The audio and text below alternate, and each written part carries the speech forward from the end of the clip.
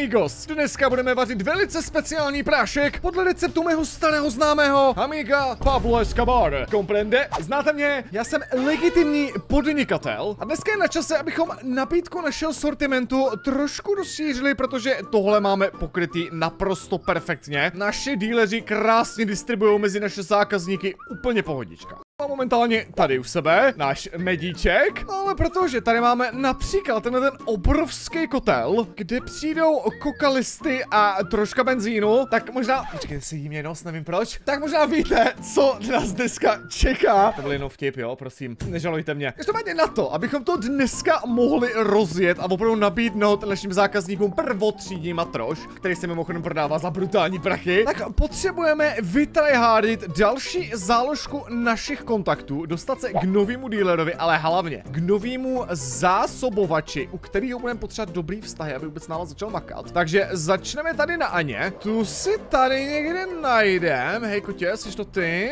Jo, ty jsi sestřička, počkej, přijď, nikam nechoď. Počkej, já mám pro tebe, počkej, ty jsi to ty? Chceš free ten, jakože vzoreček?